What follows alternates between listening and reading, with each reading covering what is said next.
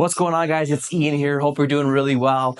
I know lots of people share their videos of all the gear they love, the things they can't live without.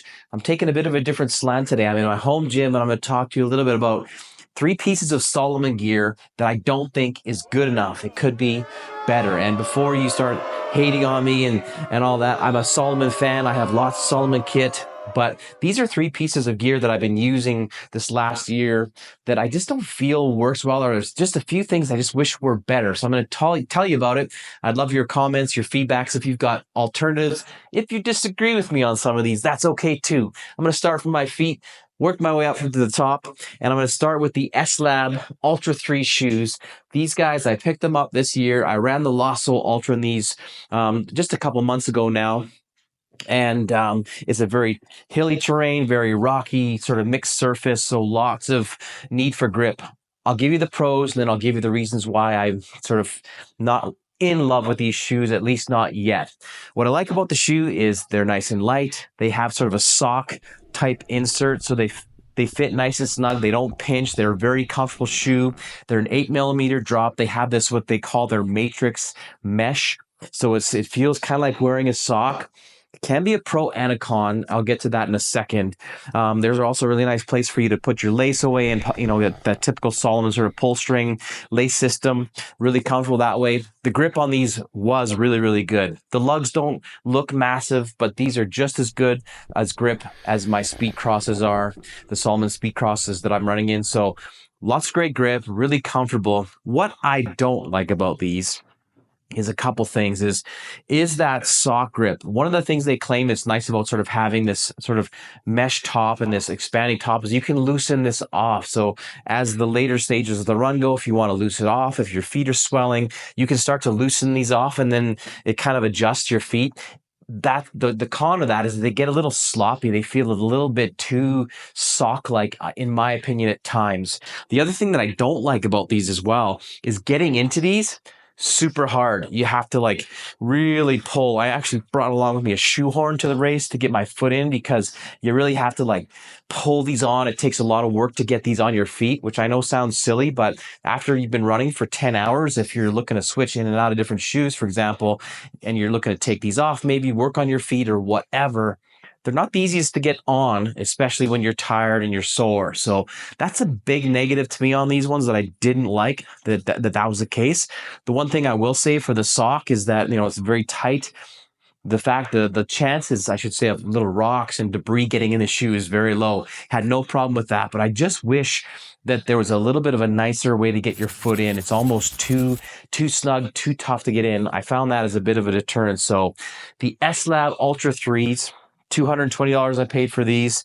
That would be mine. I'm not sure if these are going to sort of be my go-to shoes over the long haul. I'm going to give them a little bit more time, just kind of run with them a bit more. But that's my opinion on the S-Lab Ultra 3s. Not in love with them yet. Okay, I'm going to move up. I'm going to go to the Salomon belt. This is the Pulse Belt. So this is a running belt that you put around your waist, obviously. There's room in the front pocket for your cell phone, gels, etc. And there's also a small pocket on the back of this where you can tuck in a gel or additional things, whatever you want. It's open, so you can't really put in something you're worried about falling out. That being said, I've never lost anything off the back of these.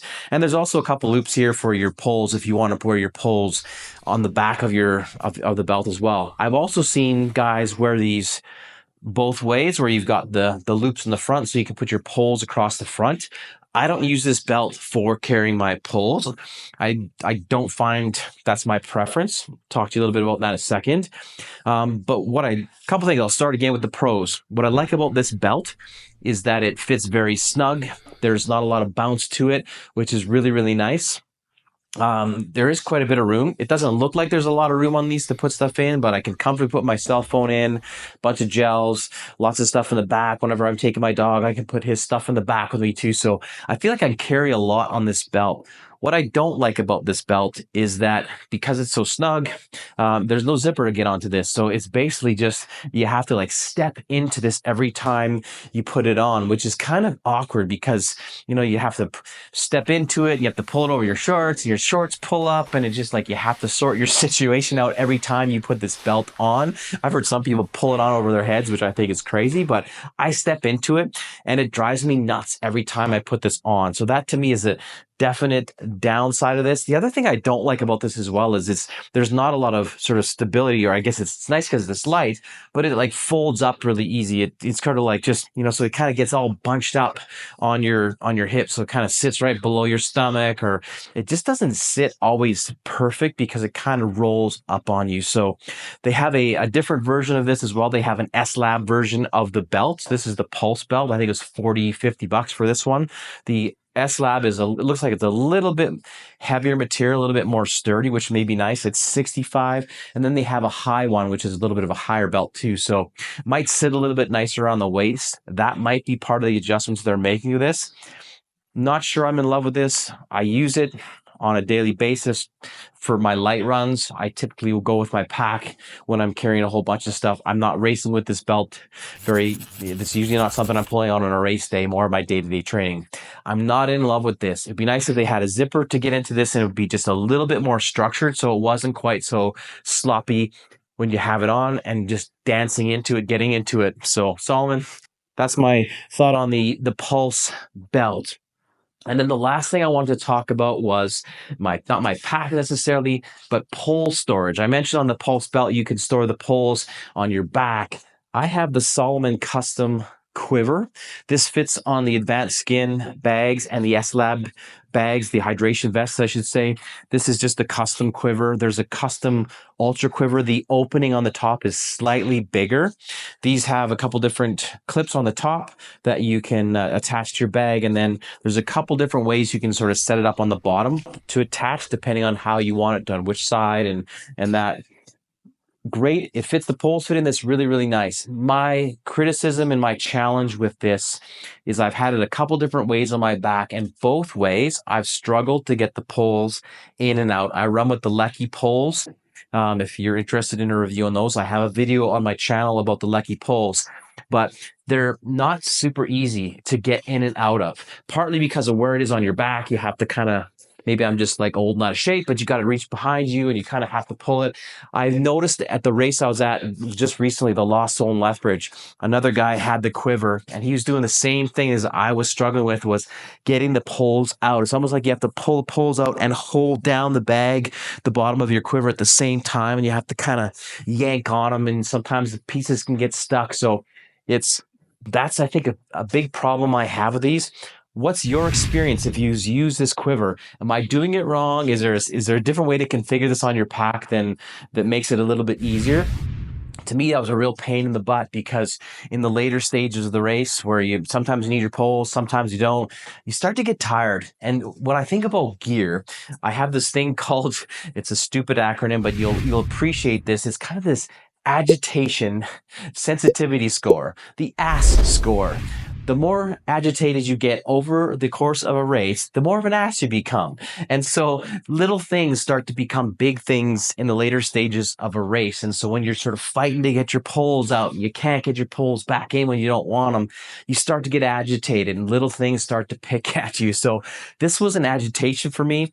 I still use this when I'm, training. I'm still looking for maybe another alternative, maybe on the back, on the lower back. I'm going to try some different options before my race next spring in Tahoe. But the quiver, in theory, feels like a really, really great option. In practice, has not been the best.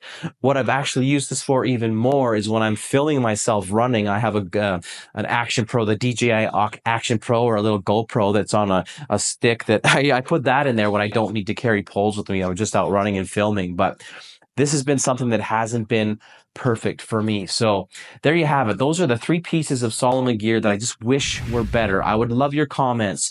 Do you agree with me? Do you disagree with me? Do you have better alternatives to my problems, my challenges? What are you running in? What sort of gear to use? What's sort of your go-to? I'd love your comments. I'd also appreciate if you subscribe, follow, try to post a video every week. I shared this in my last video on that I'm on my way to the Tahoe 200 next spring. So a lot of my training documentation over the next several months is going to be all about getting ready for that 200 miler in Tahoe. So thanks for sticking with me. Almost at 150 subscribers. So thank you if you recently joined.